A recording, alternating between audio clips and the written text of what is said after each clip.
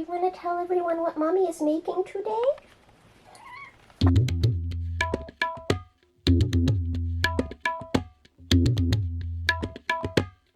Anyway, I am making, you already know what I'm making, you saw the thumbnail, I'm making lamb vindaloo. So I have 3 pounds of leg of lamb chopped up. I have about 5-6 medium-sized, smallish, medium-sized Yukon Gold potatoes. I have the equivalent of 2 medium onions chopped. This is just a bunch of shallots because I had a bunch of them and I want to get rid of them before they go bad. And this is about 1/3 cup of ginger garlic paste, equal parts minced ginger, minced garlic. Here I have a 30-ounce can of diced tomatoes, minus 3/4 cup of it. If you look at, I have another video, if it's not already out, it will be soon, for egg biryani, and that is using the rest of this can of tomatoes. And salt, obviously. And then here is a very complicated spice mixture, and I have the recipe in the video description below if you are interested in exactly all the amounts of what's in here. There is Indian chili, cumin, garam masala, turmeric, coriander, paprika, black pepper. I think that's everything. I might be missing 1 or 2 spices. And then there is about 6 tablespoons of vinegar, and then I just added water just the rest of the way to turn it into a paste. And that is everything that we need to make the vindaloo. We need to lubricate our pan first, so this is just some of the fat that I trimmed off of the lamb while I was cutting it into bite-sized pieces. I'm just going to slowly render this on low heat to extract about, a tablespoon worth of fat. That should yield at least a tablespoon of fat, and then I'm going to give the cracklings to my cats. Maybe that's what they were smelling. What are you doing down there, Fatty? Okay, this is hilarious. He never does this really, but he just came to the kitchen and started rolling around and sniffing and acting excited. I think it's because I haven't cooked meat in here for a few days and they're smelling it and they're just getting really excited. Okay, my little lamb fat bits are rendered. Incidentally, you don't have to be so finicky like I am and like harvesting lamb fat and rendering it. You can just use a tablespoon of oil if you want. Anyway, I got about 1 teaspoon of fat out of that. This is actually some rendered lamb fat. Anyway, when I initially bought this lamb roast, it was about 6 pounds. I cut half of it off and used it in a vindaloo a few weeks ago, froze the rest of it for this vindaloo, and when I butchered it at the time, I removed as much fat as I could and rendered it, and you have been using it in my cooking for the last few weeks. So this is just extra lamb fat from this same roast. Now I'm going to feed this to the cats who have been very interested. Miney!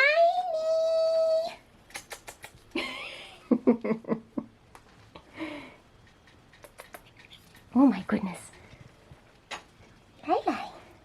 Oh, it's still a little warm. Miney, careful, you'll burn your This little one, no, you already got enough. This one's for your sister. Oh, here comes the fat. See, you guys take way too long. You have to sniff it for like a minute, and by then your baby sister steals it from you. I love you, Miney. Okay, meanwhile, in all this fat, I'm going to start browning off my lamb.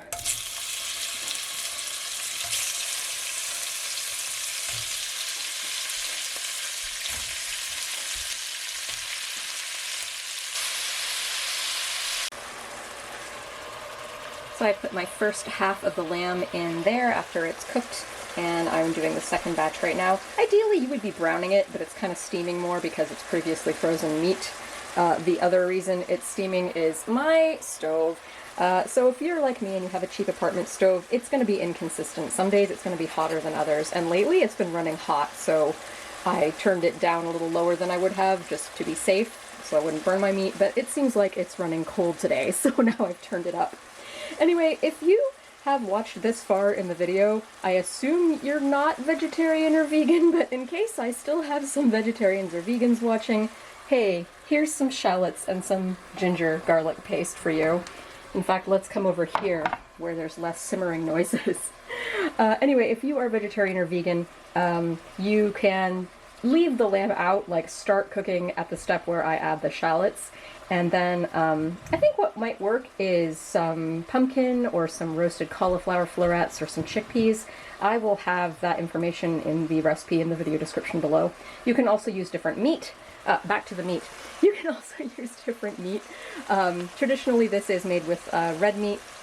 And Indians generally do not eat beef. Cows are sacred.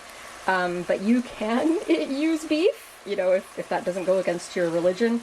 I have actually made vindaloo with beef and it's delicious. You can use pork, which again goes against the religion of a lot of Indians. You're not going to find pork or beef in Indian food, but if it doesn't go against your religion, you could use pork. You could also use chicken, but I would not stew it as long. Again, all these notes will be in the recipe in the video description. Okay, I have removed the rest of the lamb, and it is time to add the onion. You just want to sweat it, draw out some moisture. Okay, the onion or shallot in my case is softened, so I'm adding the ginger garlic paste. So, fun fact about Vindaloo, it is in fact not Indian cuisine. It is Indian-Portuguese fusion cuisine. So there are some, like, very Indian components of this. Like, it starts somewhat similarly. You have your sauteing your onion and your fat, and then you add your ginger garlic paste. And the spices are similar. But yeah, it's actually Portuguese-Indian fusion. So I'm just going to saute this until, I mean, it's already fragrant, but a minute or two. And then I will add the spice paste. Okay, I have added the spice paste, and it smells amazing. So this recipe serves 6 to 8, depending on what kind of side dishes you eat with it and how hungry everyone is. We're going to have rice and naan on the side, so it's going to be like 8 servings. The cool thing, though, is that it is delicious leftover, and it also freezes really well. So even if you're like a single person, you can totally just make this whole thing and up front freeze maybe half of it for later and eat the leftovers for a few days, and it's great. So I'm just going to saute this for another couple minutes.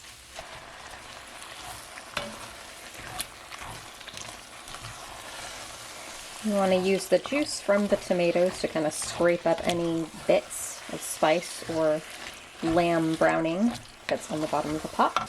And salt. Oh, it smells amazing. I think that vinegar really is what takes it away from Indian food. That was 3 cups of chicken broth. If you're making a vegetarian version, obviously use vegetable broth.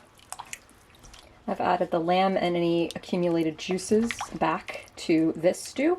I'm going to bring it to a very gentle simmer, cover it, and cook it for 2 whole hours before I do anything else with it. So this is a step where if you were using chicken or some other meat that does not need to be cooked low and slow, you would not simmer it for 2 hours before proceeding to the next step. You would just proceed to the next step.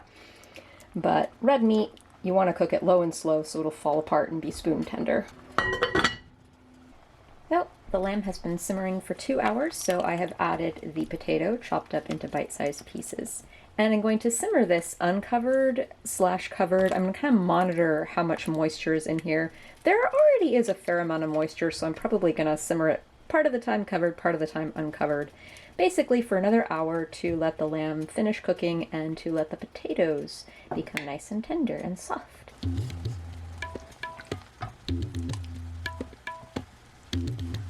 And behold, its fusiony curry goodness.